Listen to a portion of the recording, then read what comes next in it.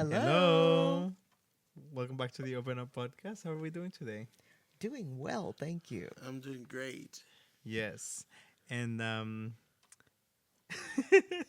What happened? Antonio, why are you laughing? I don't know because it's fun.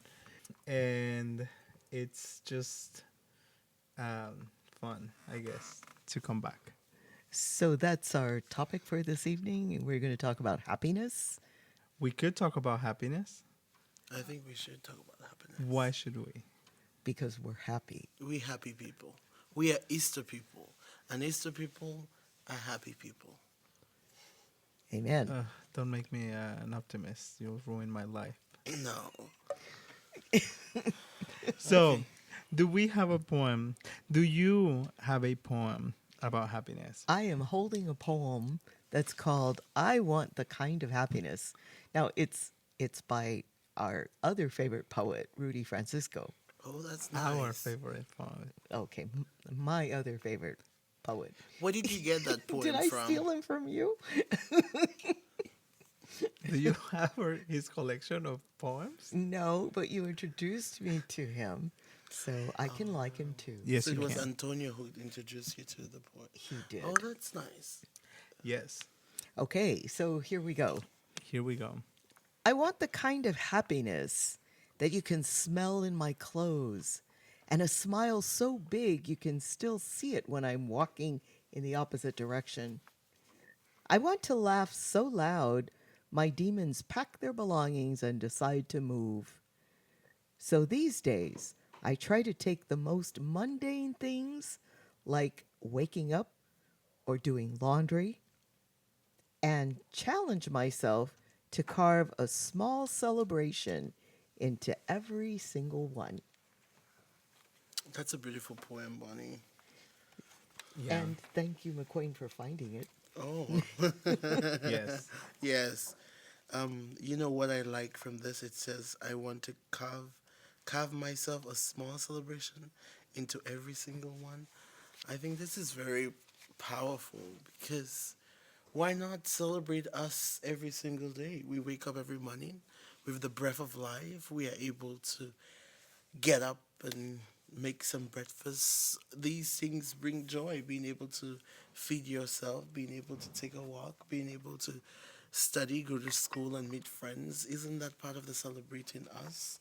Do how many times do we look at these things and say, "Oh, I'm gonna celebrate myself." By meeting a friend, putting a smile on somebody else's face, by greeting a neighbor, and that's celebrating you and celebrating the person also. So, what do you guys think? I don't know. Yeah, Bunny, what was your favorite part of the Take the poem? most mundane things That's my line. and make a celebration out of them. I don't know if those are the exact words, but Yes, that's yes. exact. It says, it says, so these days I try to take the most mundane things like waking up or doing laundry and challenge myself to carve a small celebration into every single one. Yes. I like that because what it says is that you don't have to wait for happiness to arrive, that you can find happiness in just being alive and doing the things that we sometimes take for granted. Yeah. You know? Yeah, I agree with you because that was also my favorite thing. And I think there is definitely something about mm, romanticizing your own life and not just say, oh, this is a routine. Because, yeah, I mean, so much of what we do tends to be a routine, but say, how can I make it exciting? And to recognize that happiness can be a choice, that it doesn't have to be with external things and what is happening around me, because that could be an influence, but then you'll be waiting for a long time for somebody um, to make it exciting. So you have control over your own actions and over your own responses. So why not make it exciting? Why not choose to be happy? Yes. I know, right? Right. One of the difficulties I would say that I have is being happy in traffic. I know what it feels like. because I'm always looking at my watch saying, I should have been there already. I should have been there Leave already. 5 minutes before. That would Oh, maybe be a 10. good thing. I Yes. agree. That's true. I don't always have a difficult time with that because traffic, for example, because I like music and I'm like usually listening to music, and so especially if I'm by myself. Now, if I am meeting friends or whatever, it could be frustrating for sure, but in a lot of situations, I try to just sing along and you know And whatever dance a little in and the dance car, a right? little. It's like drives by myself are like a concert. There's like a full performance happening in the car. And it's just- Right, yes. I am the lead singer, the backup singer, the backup dancer. I mean the You're the whole shebang. producer and Right. director. Everything. I mean, I'm Everything. even the instruments. You know.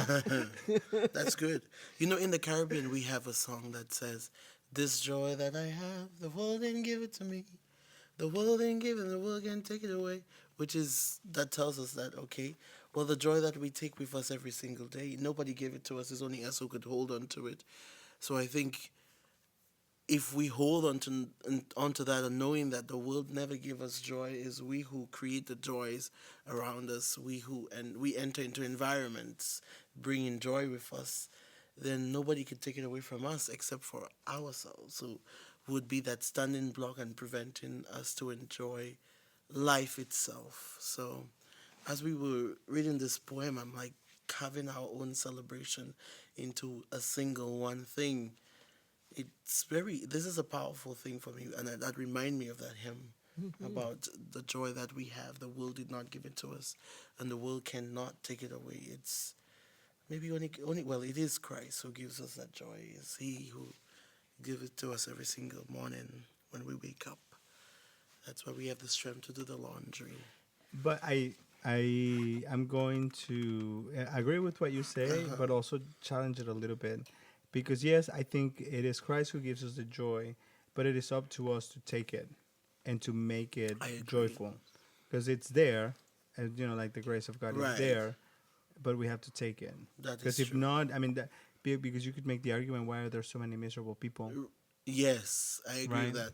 I Why are agree there with that. people with sad faces, or Oh, people just on their just phones looking at down at their phones, and not even creating a Yeah. space for themselves, when there are so Right. many opportunities to where do joy and something. celebration could be Right. calved, right? Exactly. You have to take the bull by the horns and create happiness. I know. You know one thing, Antonio, we didn't have any glass of wine today, and I think I'm maybe having that's one of a the glass things. of But we coffee. having coffee and water and sparkling water. Why? But today we've moved away from the wine. I don't know why, but But we also sound, I don't know, our listeners sound a little bit clearer. I hope so. Yeah, I hope so. Yes. We have done a But The Open Up major podcast is upgrading. Yes, a little upgrade. bit. We But actually have real microphones Listen to this. and a soundboard. I know, which is fun. Yes, so we're So the next Because move is our- we'll also have a camera. because our listener and 3 No, seasons. we're maybe. not going to do We're camera. not doing cameras yet. Okay, not this season. Definitely not this season. We have like an episode left, but maybe in the next within the next 5 seasons, Okay. there That's will be video and production. But yeah. Anyway, so we're talking about happiness and joy. yeah. Yes. And But I have a so- question. Can I ask you guys a question? Sure. Please. Have you ever laughed so loud that, like, you just want to keep on laughing? Because Yes, the poem I tells us have. that I want to laugh so loud that my demons pack their belongings and decide to move, right? And I think laughter does create that space where we could enjoy and be in a free space, right? Where you don't have to worry about anything. But what do you think about that? Well, I actually have 3 levels of laughter. Really? I do. I have the surface level that's ha!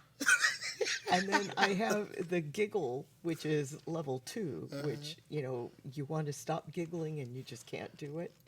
And then I have a 3rd level of laughter that I rarely get to, and that's the one where I can hardly breathe I because know. I'm laughing too hard. And I can't remember the last time that I had that level 3 laughter. Oh. So I need to I need to hang around people who will bring me to that level 3. I agree. What Yes, about you, but Antonio? not every day, because then it becomes ordinary life. Right. And you come to expect that this is Yeah. normal to go to that third level of Yes. laughter. Yeah, you know, I like to laugh, but then I have the regular, I guess fake laugh, but then also my laughter, my real laughter, I just think it's so ugly. But when it comes, I mean, it's just, I mean, you can't control it, and I think that's Right. what makes it ugly. That it's not like crafted or whatever, and so you just not crafted. It's not fake. You just kind of go, you don't do that. But yeah, I remember when I was in Boston a couple of years ago. Um, there was this priest, and he and I just, when I got there and he picked me up at the airport and we're driving to the church, we just sort of clicked. But then we became good friends during the time that I was there.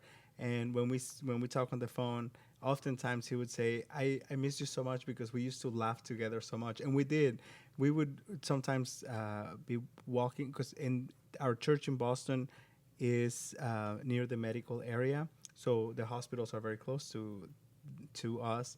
So we would make hospital visits regularly, and sometimes we would walk together to the hospital, and we'll be walking and we're just like saying whatever. And like, you guys know me, and you know that I just like say random stuff, and so I would say just random things, and he would laugh. And I remember, in particular, one time we were talking about someone who was a public figure, and and I said, asking me, what do you think about this person and this and that and the other? And I said, yeah, he's good and he's doing good work, but he's too much of a camera whore. And he started laughing. I mean, and we were walking, and he just like, he stopped, and he was laughing so hard, like he was bending over, grabbing his knees and whatever. And then he goes, he's too much of a what? You have to find his level 3 laughter. And he Right. goes, I have never heard anyone say that. And I say, well, you have to hang out with me more. But anyway, I just think that there are sometimes those relationships and friendships that we make that allow us to be ourselves and to just be able to say whatever or laugh at whatever, and that we could just let go and not worry about, is my laughter too obnoxious or is it ugly or whatever. But it just allows you to be in that space of happiness or excitement. Well, when I laugh, I always shake. Like if I'm in a deep laughter, like I always shake, like really shake when I laugh because the joke is kind of very funny.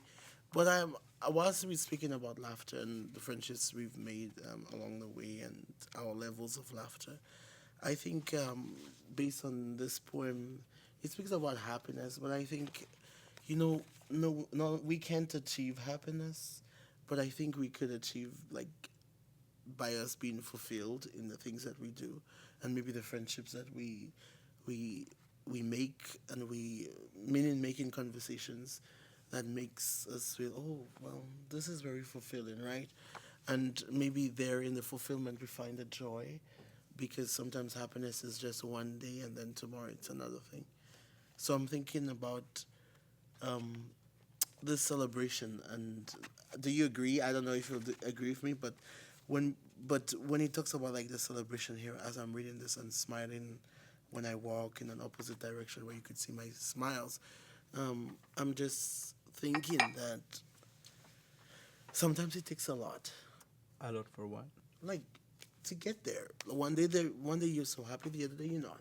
But if we move into the path of fulfillment, especially in what we're doing as religious, I think this path is fulfilling, and I find joy in what I'm doing, and I find joy in waking up and meeting my brothers on the morning, because this is a fulfilling thing. That's why that's where I'm coming from. But I think that if you approach it from that perspective of, yeah, today I'm happy and then tomorrow I'm not, and whatever, I think that still you're waiting for the world to make you Right. happy.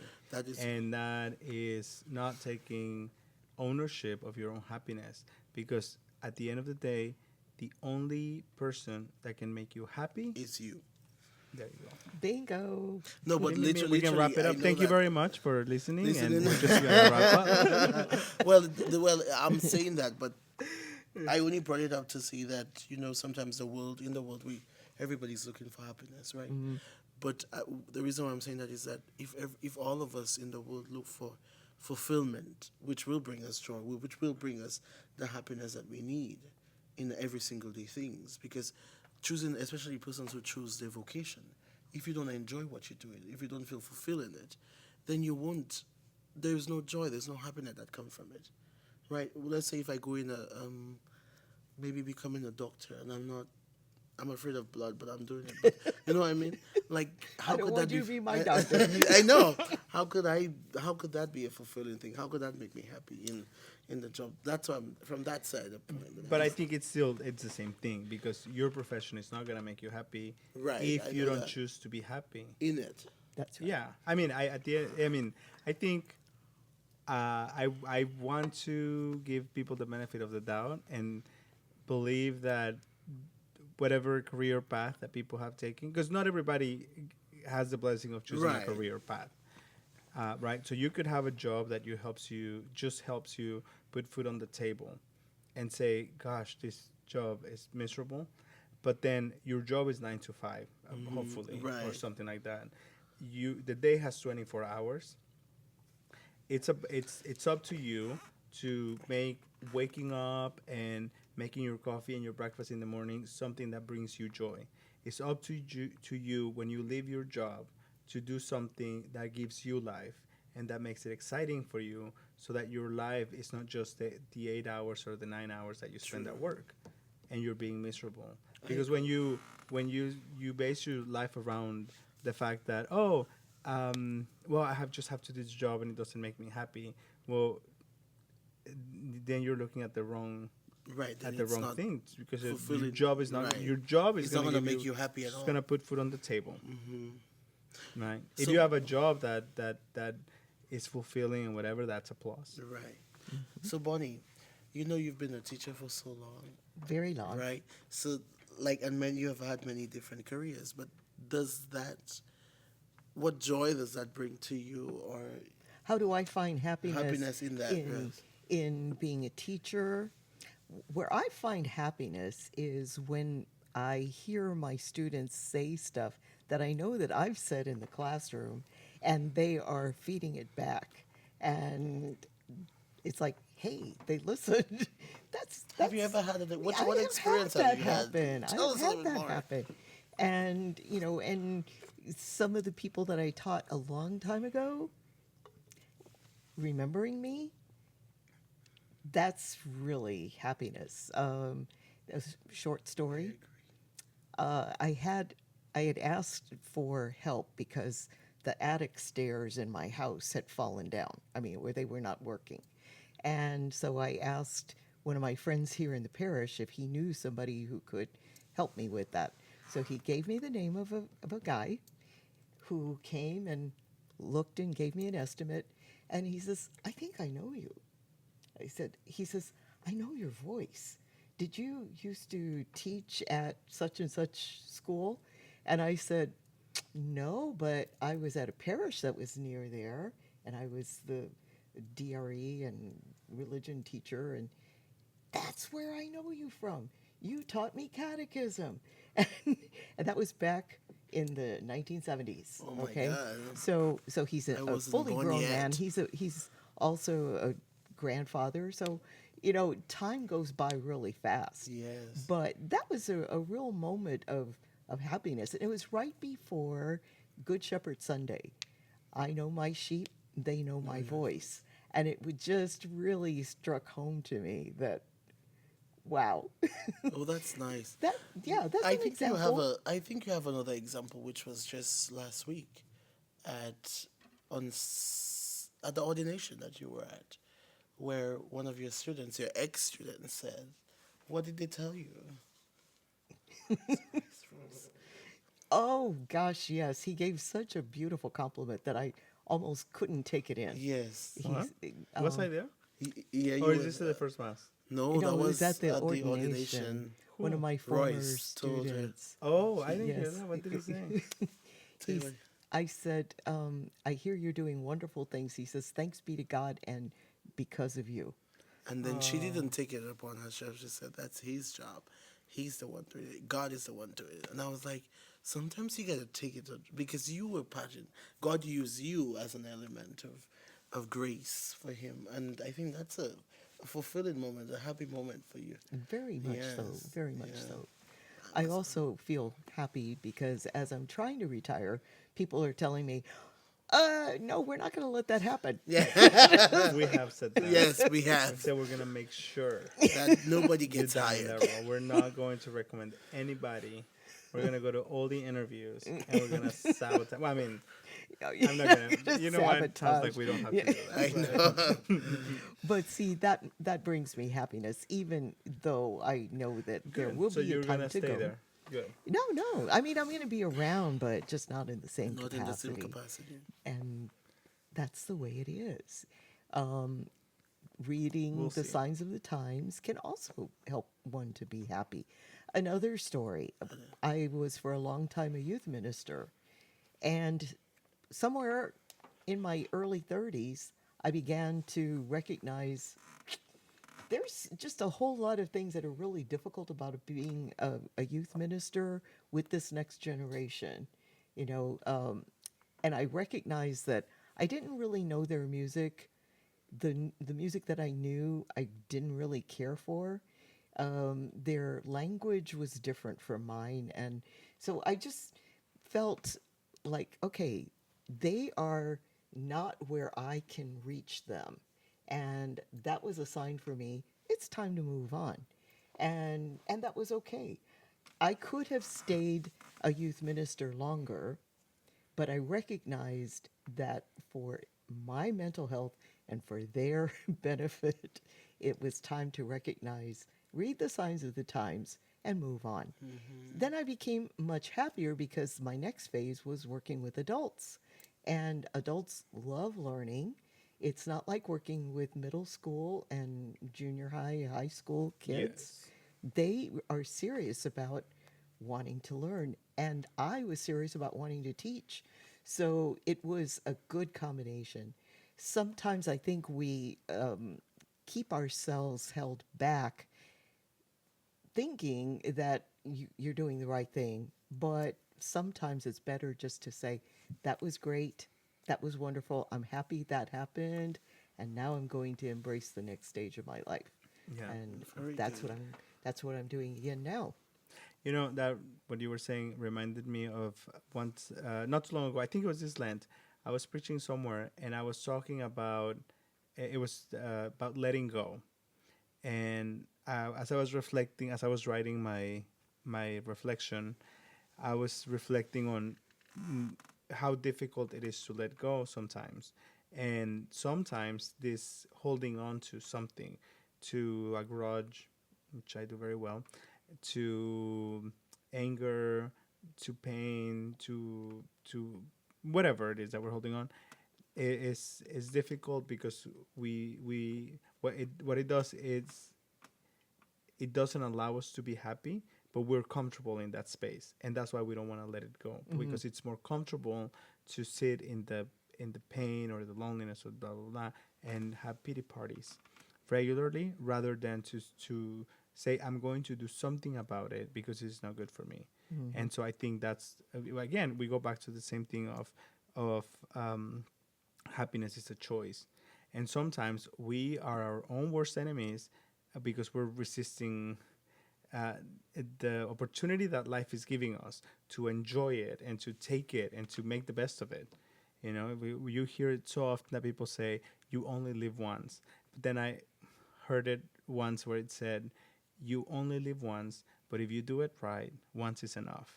And that really hit me because I was like, yeah, you're right.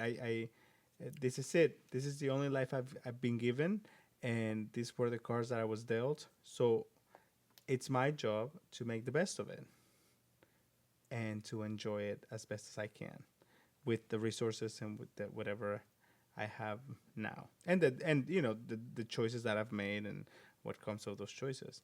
So, I have a question for you guys and for myself.